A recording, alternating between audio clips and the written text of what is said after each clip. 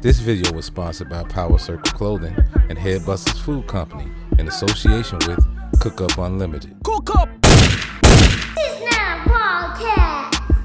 Yo, Dennis here, back with another episode of This Is Not a Podcast. Y'all already know what the lick read. Make sure y'all like and subscribe and hit that notification button. Really appreciate it. So tonight, not today, tonight, I had got some interesting questions tonight, so I decided that we're gonna kick it off and turn these questions into a This Is Not a Podcast episode. And this one right here, I really like. Someone asked me what was the first NBA game I ever been to. And you know me, I love sports, and this is TFE TV, and I always tell y'all that we specialize in sport, fashion, and entertainment. So today, I was more than obliged for somebody to ask me a sports question. So it was April 16th, 1990. My first basketball game was at the Chicago Stadium, Bulls versus Celtics. So y'all already know what time it is. This is 1990. Jordan versus Bird. Just so happens to be my first game that I ever been to. I was 7 years old. Shout out to my Uncle Mark. I told my mama this story just recently, as a matter of fact. So yeah, my Uncle Mark, I don't know if he remember that, but my Uncle Mark took me to my very first Bulls game. And I'll never forget it. So I liked it so much, I happened to just take a few notes and figured out what game was that. So after doing further research, it was April 16th, 1990, Bulls versus Celtics at Chicago Stadium, Bulls at home. Now the 1990 season, the Celtics was always a powerhouse type of team anyway, especially in the 80s. I just want to go ahead and put that out there. Like, even back then, I was a big basketball fan since I was out the womb. At that time, my favorite basketball player obviously was Michael Jordan.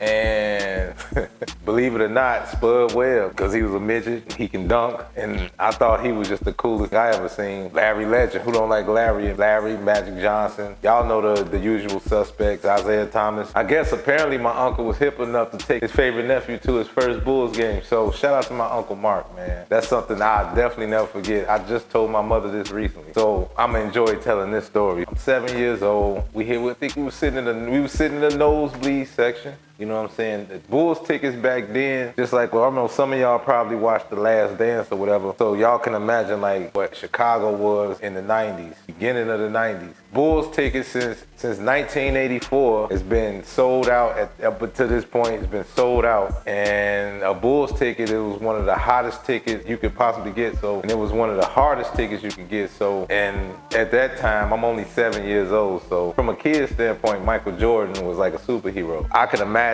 how hard it was to get a Bulls ticket, even like for regular, like, you know, people that, you know what I mean, like it was like that. So anyway, not that I'm rambling, y'all can imagine seeing Michael Jordan in his prime. Y'all already know the coming of Scottie Pippen. We had Horace Grant on that team. We had a Bill Cartwright. As a matter of fact, I got a fun fact. Bill Cartwright scored 16 points that game. You know, Bill Cartwright, old wily vet. We don't give, you know, us Bulls fans, you know, from being from Chicago, this is a Chicago thing. Maybe a lot of y'all wouldn't understand. But Bill Cartwright, and you know, guys like the role players like B.J. Armstrong. We all knew like B.J. Armstrong was like a fan favorite, you know what I'm saying? Because he shoot the three.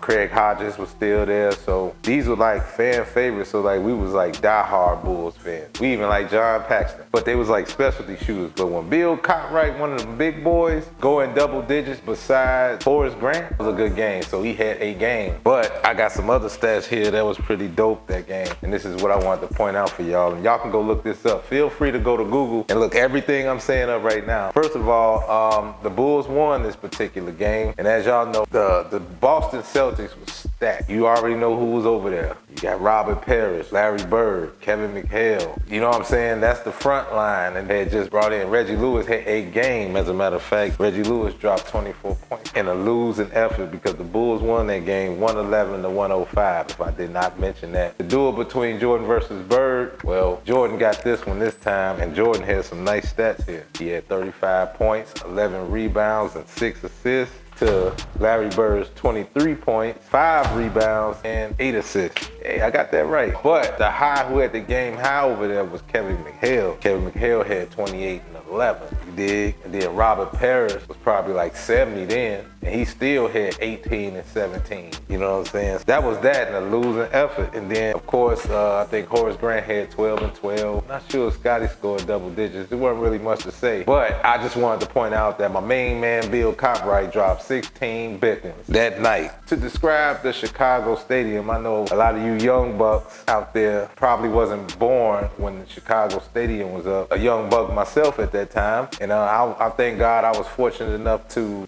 go to Chicago Stadium not once, twice. Before that parking lot across the street from the United Center on the opposite side of Madison, where the Chicago Stadium used to be. Now it's a parking lot, but this is before the United Center. A year before the championships, I got a chance to see Michael Jordan in his heyday. And as an added bonus, man, shouts out to my aunt for this. I got a chance to see Larry Legend. I can say I at least seen Larry Bird up close and personal. And, you know, I wasn't fortunate enough to see Magic Johnson. It's a lot of players. Matter of fact, maybe we'll do a Q&A or something on that, man. Yeah, man, that was my very first basketball game I ever been to. Wasn't the first event I've been to, but I'm gonna save that as another very first time. So I think I might do that right after this, because I think I'm on the road, so I don't forget. I think that about concludes my broadcast. I'm almost at the 10-minute mark. You know, we gonna chop him down. You know, I ain't gonna overtalk it and keep rambling on and on, but shouts out to my Uncle Mark. Shouts out to the Chicago Bulls for the memories. Shouts out to Larry